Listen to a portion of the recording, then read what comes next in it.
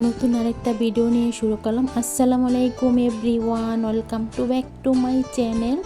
দূরে কাছে যে যেখান থেকে আমার ভিডিওটা দেখছেন, আশা করি আল্লাহর রহমতে সবাই ভালো আছেন।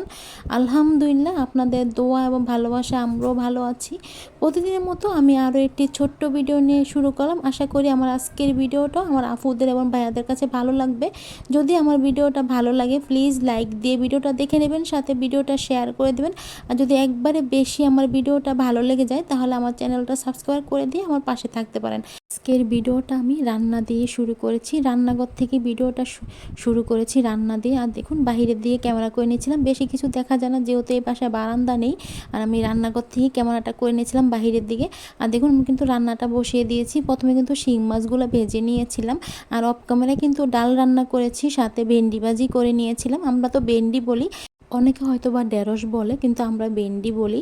অফ ক্যামেরায় রান্না করেছিলাম। আর এখন কিন্তু আমি শিং মাছটা রান্না করে নেব টমেটো দিয়ে।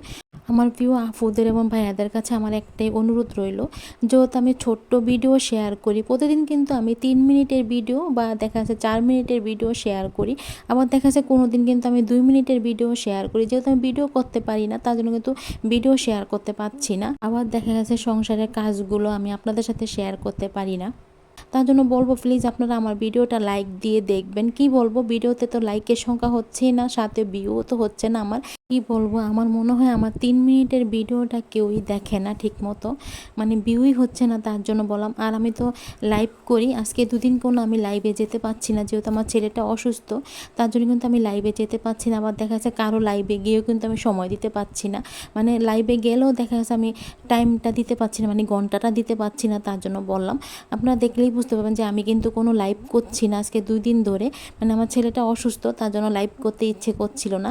আর আমি ভিডিও করছি না। আজকে একটু রান্না করার ফাঁকে ভিডিওটা করে নিয়েছিলাম, তাও মানে ফুল ভিডিও করতে পারিনি। কিছু ভিডিও ডিলিট হয়ে গিয়েছিল, মানে অফ ক্যামেরা রান্না করা হয়েছে, আবার কিছু ভিডিও কিন্তু ডিলিট হয়ে গিয়েছিল মোবাইল থেকে। আর দেখুন আমি কিন্তু কথা বলতে বলতে এখানে কিন্তু রান্নাটা করে নিচ্ছিলাম। আজকে কিন্তু শিং মাছ দিয়ে টমেটো দিয়ে রান্না করে নিয়েছি, আর সাথে কিন্তু বেসিনটা পরিষ্কার করে নিয়েছিলাম। রান্না করার পরে কিন্তু চুলাটা ভালো করে পরিষ্কার করে নিয়েছিলাম, মুছে নিয়েছিলাম, তারপর প্লেট বাসনগুলো ধুয়ে নিয়েছিলাম, সাথে রান্নাঘরের বেসিনটাও ভালো করে পরিষ্কার করে নিচ্ছিলাম। আর দেয়ালগুলো না পরিষ্কার করে নিচ্ছিলাম, যেহেতু রান্না করার সাথে কিন্তু তেল কাজটাগুলো দেয়ালে আসে, মানে চুলার সাইডের আবার বেসিংয়ের সাইডের যে দেয়ালগুলো থাকে এগুলো না কালো হয়ে যায়। তার জন্য কিন্তু আমি ভালো করে মেজে নিয়েছি। আর দেখুন ভালো করে পরিষ্কার করে নিয়েছিলাম, মানে যতটুকু পেরেছি পরিষ্কার করে নিয়েছি, সাথে প্লেট বাসনগুলো ধুয়ে নিচ্ছিলাম। আমরা যেহেতু ভাড়া বাসায় থাকি, তারপর আমরা পরিষ্কার করে রাখি। আবার দেখা যাচ্ছে যখন আমরা বাসাটা ছেড়ে চলে যাব তখন দেখা যাচ্ছে বাড়িওয়ালারা বলবে যে বাসাটা কেন পরিষ্কার করে দিলাম না। কিন্তু দেখা যাচ্ছে যখন আমরা নতুন বাসায় এসেছি তখন কিন্তু তারা কিন্তু আমাদের কিছুই পরিষ্কার করে দেয় না। তার জন্যই বললাম। দেখুন আমি রান্নাঘরের দেয়ালটা কিন্তু ভালো করে পরিষ্কার করে নিয়েছি। আপনারা দেখলেই বুঝতে পারবেন যে কোনো কালো দাগ বা কোনো তেল কাজটা কোনো কিছুই নেই বেসিংয়ের সাইডে দিয়ে। আর দেখুন এখন কিন্তু আমি ট্রেটা ধুয়ে নিচ্ছিলাম। প্লেট বাসনের র্যাকে যে একটা ট্রে থাকে ওই ট্রেটা আমি কিন্তু ধুয়ে নিচ্ছিলাম, যেহেতু প্লেট বাসনগুলো রাখার পরে পানি পড়ে, তার জন্য কিন্তু ময়লা হয়ে গিয়েছিল। আমি মেজে এখন কিন্তু ধুয়ে নিচ্ছিলাম। আর আপনাদের ভাইয়া কিন্তু ক্যামেরা করে দিচ্ছিল, যেহেতু আমি প্রথম কিন্তু রান্না করার সময় কিন্তু আমি এক হাতে ক্যামেরা করছিলাম আর আরেক হাতে কিন্তু রান্নাটা করছিলাম। আমি কিন্তু ক্যামেরার স্ট্যান্ডটা ফিটিং করে কিন্তু এখন রান্নাটা করছি না। এটা হচ্ছে বিকালের ভিডিও। দেখুন বন্ধুরা কতটা ঝড় তুফান শুরু হয়েছে। আমি না বেডরুম থেকে জানলা দিয়ে বাইরের দিকে ক্যামেরাটা করে নিয়েছিলাম। দেখুন গাছের ডালগুলো মনে হচ্ছে ভেঙে ফেলছিল, অনেকটাই ঝড় তুফান শুরু হয়েছে, সম্ভবত ঘূর্ণিঝড় শুরু হয়েছে এরকম একটা অবস্থা। মানে ঝড় তুফান এত শুরু হয়েছিল, এত বাতাস, যে পরিমাণ বাতাস ছিল, তারপর আকাশে ডাক ছিল, মানে মেঘের গর্জন ছিল, তার জন্য বললাম। আর অনেক ঝড় হাওয়া ছিল। দেখুন ক্যামেরা করে নিচ্ছিলাম। আর এটা হচ্ছে আপনাদের ভাইয়া, যেহেতু বাসায় কারেন্ট নেই, সন্ধ্যার সময় নাস্তা আনতে গিয়েছিল।